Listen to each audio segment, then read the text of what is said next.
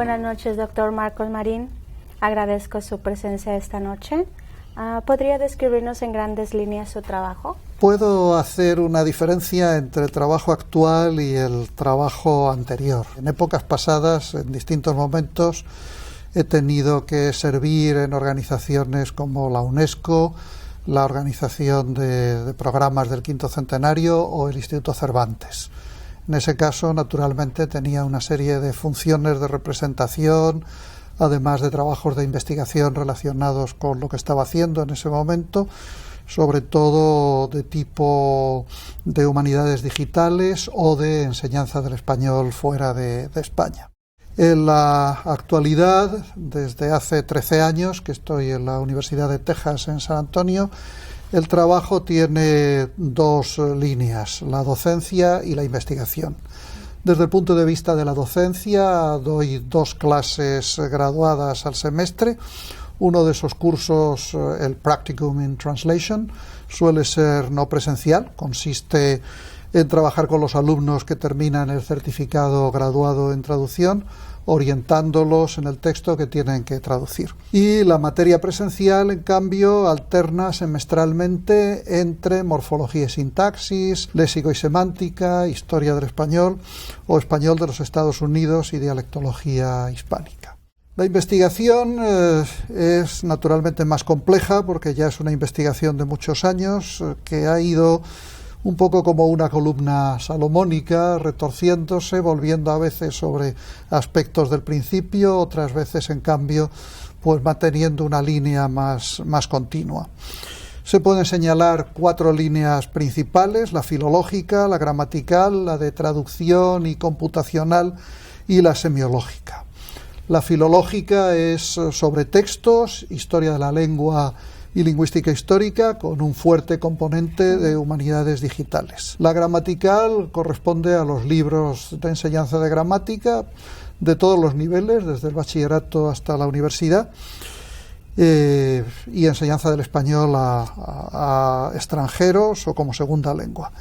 Y la traducción, originariamente relacionada con la lingüística computacional y con Eurotra, el proyecto de la Unión Europea de traducción automática entre las lenguas de la Unión Europea, y en la actualidad pues está por un lado relacionado con ese certificado graduado en traducción y por otra parte se relaciona también con la traducción de textos de arqueología.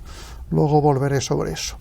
Y con esta línea anterior, especialmente con la parte arqueológica, enlaza la investigación semiológica, del icono al símbolo, como la llamo, que es una colaboración con arqueólogos, sobre todo en Texas y en México, pero también en Marruecos, Argelia y Túnez, por razones que luego iremos viendo.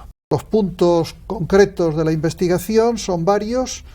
En primer lugar es el punto textual, continuación de la colección de textos de Admite, el archivo digital de manuscritos y textos españoles, que empezamos en el año 1990, luego las ediciones, como la edición del Cantar de Miocid, las ediciones, de Harchas o Harajat, como se deben llamar mejor, aisladas, y también libros que han pasado a distribución electrónica, como la edición del libro de Alexandre. En este rubro se podrían situar también los trabajos de comentario de textos, incluso un libro que analiza cómo utilizar la ayuda informática para este tipo de comentarios.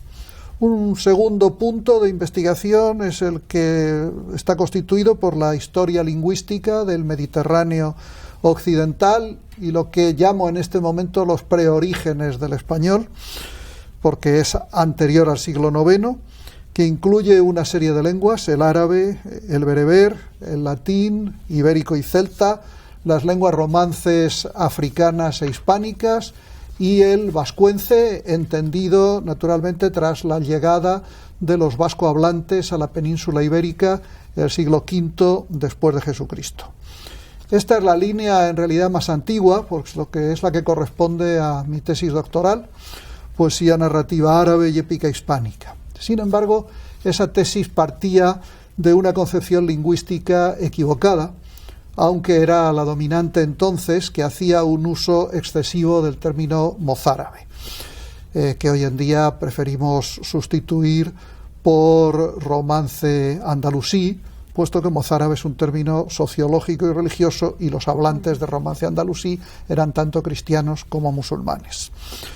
Esta investigación en sus orígenes tampoco tenía en cuenta el latín africano, porque nadie tenía entonces en cuenta el latín africano, y esto es lo que estoy tratando de corregir en el trabajo actual, que está mucho más relacionado con la arqueología norteafricana y naturalmente con las humanidades digitales, porque hay una enorme cantidad de información arqueológica que está en formato digital, hay mucha arqueología virtual que se puede usar y naturalmente disfruta de la ayuda de una buena biblioteca como es la biblioteca de la Universidad de Texas en San Antonio, cuyo personal me ayuda enormemente. Realmente en este momento es quizá la mayor ayuda que recibo junto con la de mis amigos arqueólogos en distintos lugares. Y en este momento esta es mi investigación central.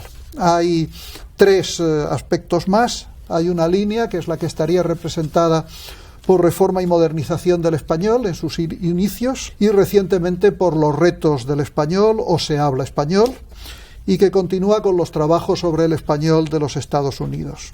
Profesionalmente, esta es la etapa que hay que relacionar con mi periodo de director académico del Instituto Cervantes entre 1999 y 2001.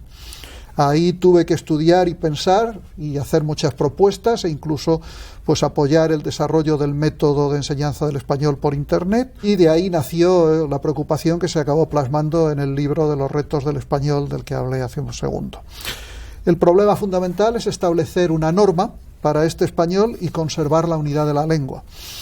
En sus aspectos históricos, esta línea, por supuesto, enlaza con la línea anterior, con la línea de historia lingüística, y tiene además una dimensión particular que sale del marco del español, que es lo relacionado con la historia lingüística de Texas, donde ya toca otro tipo de lenguas europeas, pero también lenguas indias norteamericanas. Y siempre permanece, a veces oculta por las otras, la dimensión gramatical de mi trabajo, en donde he hecho una serie de gramáticas planteadas, aunque a veces he tenido colaboradores, como dimensión individual, a diferencia de la corriente dominante que preconiza obras colectivas que por su carácter no pueden dar una doctrina de conjunto. La dimensión traductológica enlaza naturalmente con la anterior y se aplica en concreto en este momento más a la investigación arqueológica. Tras varios años de colaboración estrecha con arqueólogos del área del río Pecos, que conserva una de las colecciones más interesantes de pintura rupestre del mundo, he procurado aprender lo posible de la metodología arqueológica, aprovecharla en unión de la histórica y la filológica, con la ayuda también fundamental en este campo de las humanidades digitales, por lo que dije antes de que ahora mismo en arqueología virtual pues se hacen cosas extraordinarias que nos permiten pues disponer de una información que antes requería viajar a los sitios, a veces, especialmente en este momento en el mundo árabe, pues no tan asequibles, desgraciadamente. Claro. Y ahora cuéntenos, ¿qué talentos le caracterizaban durante su época de estudiante? Bien, yo no diría que fueran muchos. A pesar de que en general tuve buenas calificaciones, no eran tantas las horas dedicadas al estudio de los temarios. Esa parte llegaría después de terminar la carrera al preparar las oposiciones, es decir, los exámenes españoles para ser profesor de secundaria, entonces enseñanza media, o bachillerato o profesor de universidad. Siempre tuve una buena memoria y eso fue una gran ayuda, y gracias a mi padre, sobre todo, que se preocupó mucho de eso, pues tuve acceso al conocimiento de un cierto número de lenguas que iba más allá de lo habitual entre mis compañeros. Recordemos que estamos hablando de una España en la cual pues no era todavía muy frecuente salir al exterior, salvo que fuera de migrante para trabajar en Centro Europa, en donde bueno, las condiciones económicas fueron mejorando lentamente, pero no siempre fueron las mejores, y naturalmente los libros eran escasos y poder utilizar las ediciones en lenguas originales era una gran ventaja, porque muchos todavía no estaban traducidos. Esto me permitía lecturas que lo que estimularon fue quizá algo que siempre me ha caracterizado, que es una cierta capacidad de relación entre contenidos de materias diversas. Ahora, lo que sí me gustaría destacar de esta época es la experiencia del aprendizaje colectivo. Participábamos en muchísimas actividades colectivas. Intercambiábamos libros, veíamos muchísimo cine. Yo me ganaba parte del dinero para mis gastos en actividades relacionadas con el cine, presentando películas, dirigiendo cinefórums, cosas por el estilo, como muchos de mis compañeros, y naturalmente hablábamos mucho de ello. Íbamos regularmente al teatro, por supuesto a las localidades más baratas, y si se podía a los conciertos también, en ocasiones, pues de pie, que era lo más asequible. Esa generación creó una riquísima vida intelectual que cambió España. Realmente esto es lo que me parece más interesante de todo, y quizá eso también me ha marcado mi interés por la prosopografía, es decir, el estudio de la biografía no como individuo, sino de grupo. Incluso pues, cuando recientemente tuve que escribir para una colección mi autobiografía científica, por llamarla de alguna manera, en realidad lo que traté de hacer sobre todo fue la biografía de aquel grupo, de aquellas personas a las que me voy a referir luego con sus nombres, pero que indudablemente no solo marcaron mi vida, sino marcaron, sobre todo, lo más importante, una época de desarrollo de la historia de España reciente. ¿Qué ha estudiado y cómo le ha ayudado, si es que le ha ayudado, a desarrollar su carrera profesional y llegar a donde está? Las lenguas y la informática son los elementos que me ayudaron inicialmente, es decir, las lenguas naturales y los lenguajes formales. A partir de ahí pude desarrollar una buena formación filológica gracias a mis excelentes maestros. Pude entender también, por esa capacidad que tenía de leer los libros que se publicaban en las versiones originales, las nuevas corrientes de la lingüística y escribir gramáticas que fueron percibidas como un puente entre la tradición y las nuevas corrientes. Tuvieron éxito y me permitieron una tranquilidad económica que me dio gran independencia, algo que siempre he valorado mucho. Siempre he admirado a los profesionales que han sabido conjugar su trabajo de investigación, su trabajo científico con el interés del público, como John Lyons en el campo de la lingüística o Amando de Miguel, con quien he tenido la fortuna de colaborar en el campo de la sociología. Más adelante continué el camino del aprendizaje. En realidad soy un aprendiz, sigo siendo un aprendiz. Primero, cuando ya era catedrático de instituto, colaboré con la Escuela de Lingüística Computacional de Pisa, en Italia, y ayudé en la gestión y distribución de las becas en España, además de asistir a los cursos. Eso me permitió relacionarme con mucha gente que era más o menos de mi edad, éramos todos jóvenes, todos estábamos en torno a los 24, 25, 26 años o menos, y todos estábamos interesados en la lingüística computacional, algunos más y otros menos en la gramática generativa, y todos pues acudimos a Pisa gracias a esas medias becas realmente, y formamos un grupo que luego en algunos casos hemos seguido trabajando en proyectos comunes. Y siendo ya catedrático universitario, fui becario Humboldt o participé en el Summer Institute de la Linguistic Society of America y aprendí ahí mucho de mis compañeros más jóvenes.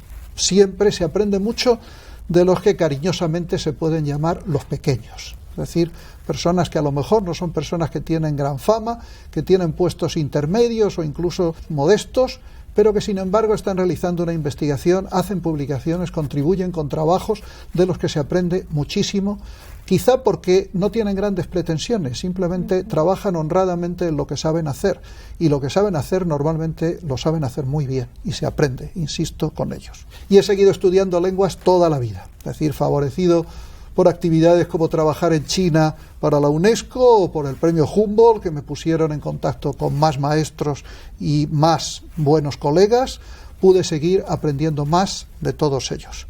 Y como dije antes, cuando tuve que ponerme a estudiar arqueología, etnografía y métodos históricos, me puse a ello con toda la humildad posible, porque sin humildad no se aprende. Muy bien. ¿Ha recibido el apoyo de mentores? ¿Cómo ha influido este apoyo o la falta del mismo en su vida profesional y personal? Mi vida no se entendería sin el apoyo de mis maestros y lo que les debo. Soy discípulo, es decir, no tengo otra calificación mejor. Tengo bien presentes a todos desde la escuela, los recuerdo a todos perfectamente bien.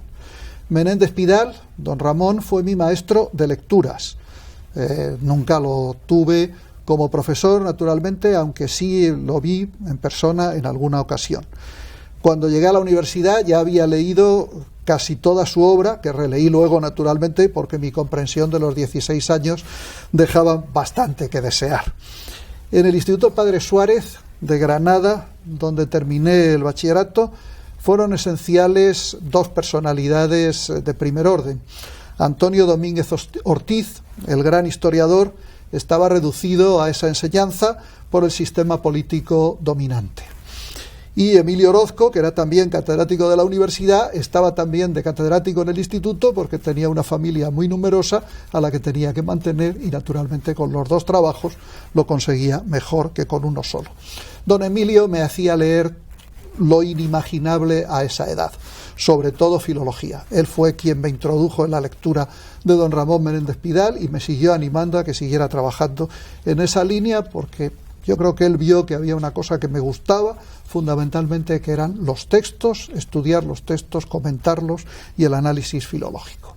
Disfruté de una Facultad de Letras de la Complutense en Madrid magnífica, pese a la, vamos a llamar, incertidumbre política, es decir, al inminente cambio político que todos suponíamos y que nos afectaba a todos de alguna u otra manera.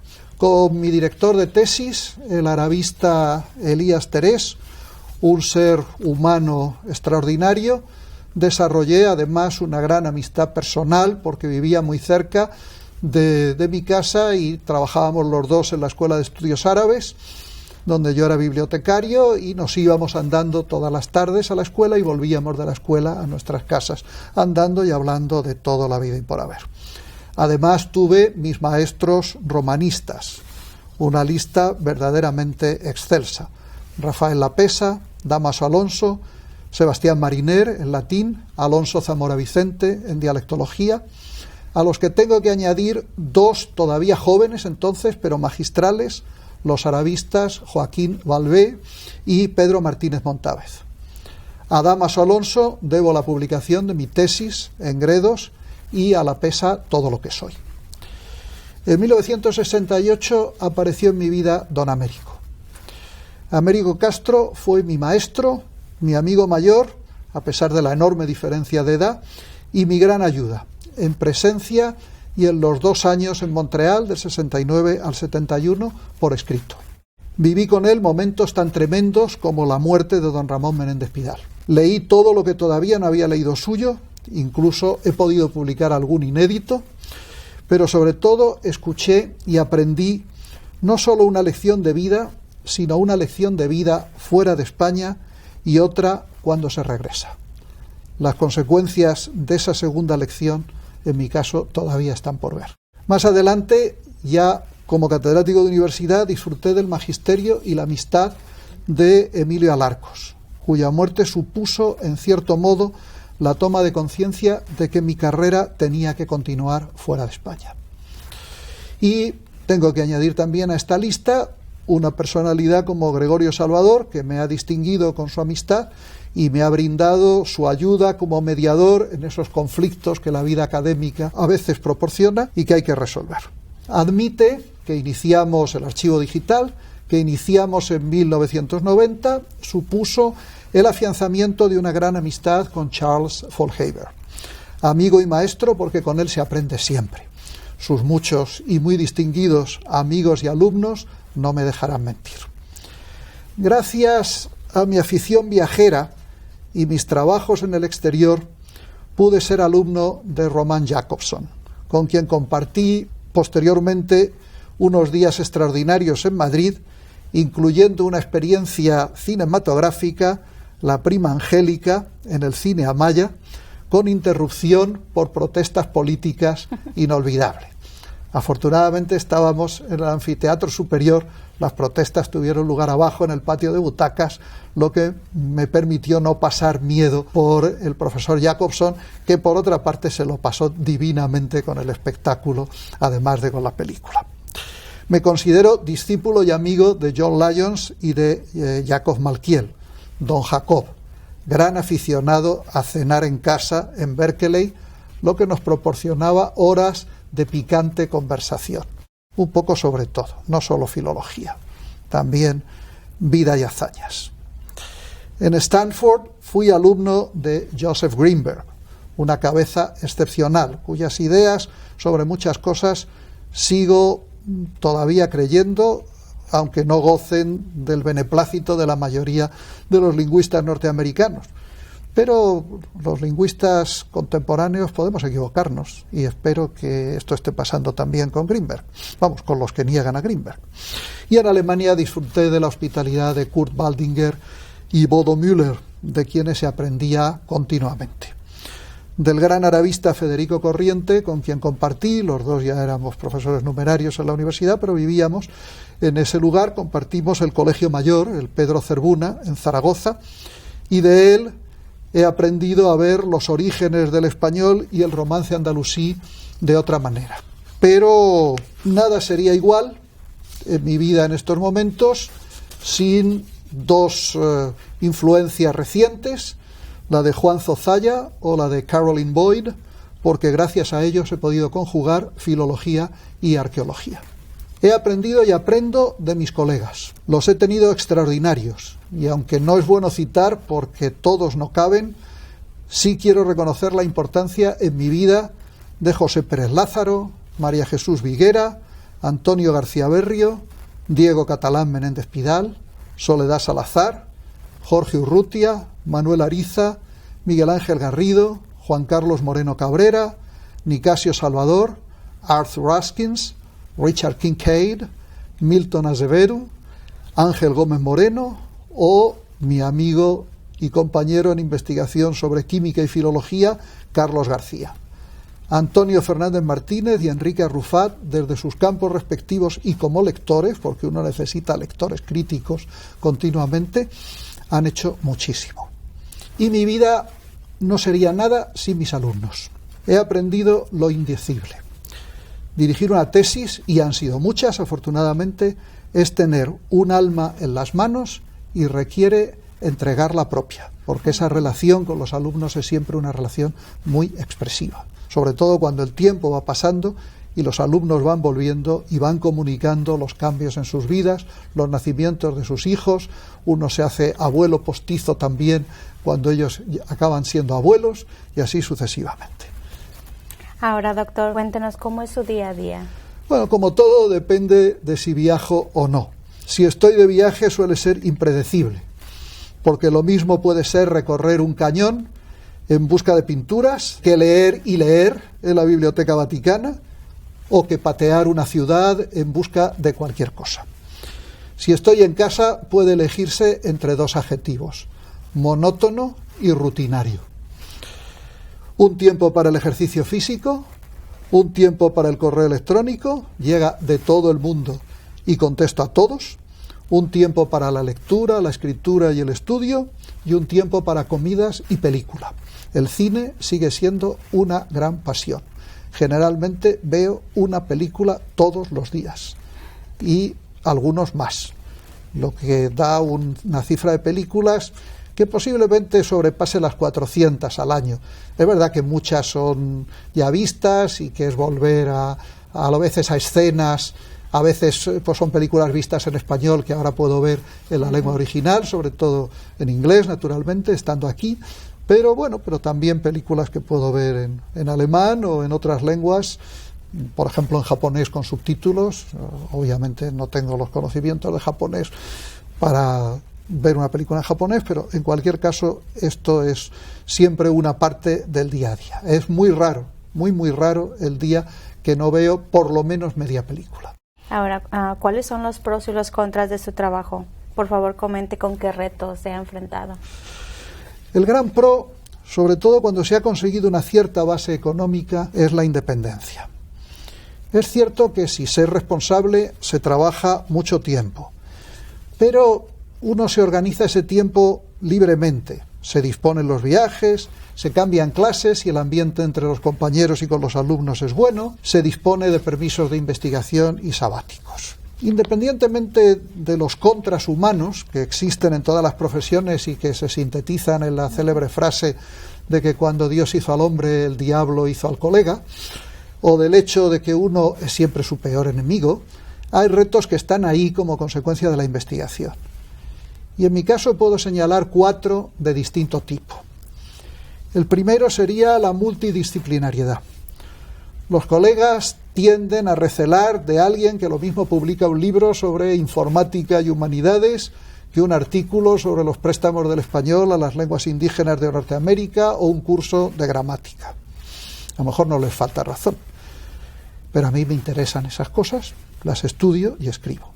El segundo está unido a mi postura permanente a favor de árabes, inmigrantes y refugiados.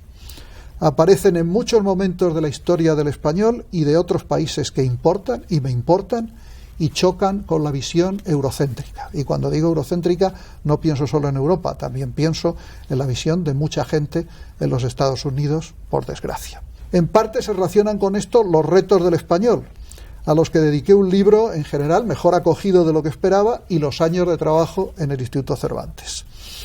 En un país como los Estados Unidos, luchar por dar al español una marca de prestigio es difícil, porque incluso las posturas favorables son paternalistas. Tampoco escasean los lingüistas que disfrutarían con la fragmentación del español y que se permiten incluso adelantar algo que no existe, como supuestas lenguas. La introducción de la lingüística computacional o las humanidades digitales fue un reto especialmente difícil. No solo cuando empecé en 1971, es decir, Luis Fernando Lara en México y yo, los dos coincidimos en Pisa, fuimos, que yo sepa, los primeros que trabajamos en el campo de la lengua española con las computadoras aplicadas a textos, diccionarios, análisis sintácticos, este tipo de cosas. Y desde la perspectiva actual, ¿hubiese tomado otras decisiones profesionales? ¿Por qué las desechó en su día? Si cree haber cometido errores o haber tomado malas decisiones, ¿cómo los ha afrontado? Lo que puedo señalar como un error objetivo fue no haber aprendido lenguajes de programación al principio de mi carrera. No lo hice porque me dijeron que siempre iba a trabajar con informáticos que lo supieran. Quizás en Italia, donde estaba estudiando lingüística computacional. En España, desde luego, no. Y eso me limitó mucho al principio. Luego ya no. He tenido informáticos en los proyectos de investigación y magníficos estudiantes de telecomunicaciones que hacían las prácticas en nuestro laboratorio en Madrid, en la Universidad Autónoma. Es decir, pero siempre he lamentado no manejar mejor los lenguajes de programación. Algo he aprendido, cosas muy sencillas puedo programar en este momento, pero no he tenido la formación necesaria en el momento bueno para hacer ese aprendizaje. ¿Cómo ha cambiado su sector desde que se dedica a él? ¿Cómo ve el futuro de su campo a nivel nacional e internacional? Un aspecto claro es el crecimiento de la especialización. Muchos de mis compañeros, yo mismo, fuimos catedráticos de lengua y literatura de institutos nacionales de enseñanza media, de bachillerato.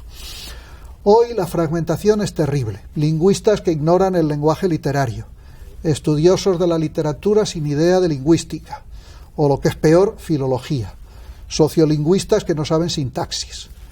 Por contra, ha crecido la oferta general en una cosa que se llama cultura, aunque no se sabe muy bien qué significa, y es lo mismo el vudú que los manuscritos del Mar Muerto, pero en fin, bienvenida sea. Otro cambio, para quedarse, es la creciente presencia de la informática en las humanidades. En mi opinión, todo va a girar en torno a ello. Traductores automáticos de voz que permitirán comunicarse por teléfono entre hablantes de lenguas distintas, textos traducidos inmediatamente por computadora, análisis semántico y nuevas perspectivas insospechadas de búsqueda, museos y bibliotecas virtuales, es decir, la información al alcance de todo el mundo en 3 dimensiones, accesos completos a bases de datos etiquetadas para extraer todo tipo de información. Y la traducción como comunicación es otro desarrollo. No se trata solo de traducir, hay que comunicar. El texto tiene que estar a disposición del ciudadano, de manera que el ciudadano lo comprenda, sobre todo lo relacionado directamente con su vida, la legislación, la salud y los transportes. Y respecto a la última parte, pues como profeta siempre he sido un desastre, pero contestaré. Todo lo anterior, pienso, debe llevar a una revolución educativa sin precedentes, porque la labor de la escuela no será enseñar información, que estará en la red, estará de modo virtual, al alcance de todo el mundo, de manera que ni siquiera hoy podemos sospechar, quizá un reloj, quizá unas gafas, unos lentes, ¿no? Cualquier cosa, no lo sé. Lo que hay que enseñar es pensamiento crítico, hay que enseñar a juzgar, a elegir, a decir esto es bueno, esto es malo, por esto, por lo otro, y para esto y para lo otro. O sea, esto indefectiblemente lleva a choques con el poder establecido y no está tampoco al alcance de cualquier instructor. Esto es algo que hay que decir, es triste, pero es verdad, es decir, no todas las personas que quieren enseñar están capacitadas para enseñar pensamiento crítico, porque para enseñar pensamiento crítico uno tiene que tener pensamiento crítico primero. Y 3 consejos para tener éxito y avanzar profesionalmente en su campo. La primera sería escribir todos los días. Es posible que la inspiración ponga el primer verso, pero el trabajo es el que pone todo lo demás. El segundo sería enviar lo escrito a revistas indexadas y buscar aquellas como RIL, la revista iberoamericana de lingüística, que acogen los trabajos de los jóvenes, incluso trabajos extensos.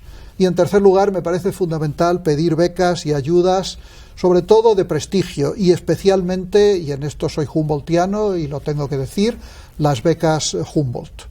La diferencia en mi vida entre antes y después de ser becario Humboldt fue que después de ser becario Humboldt sentí que tenía puertas abiertas en todo el mundo. Pues nuevamente le doy las gracias a Dr. Marcos Marín por esta entrevista.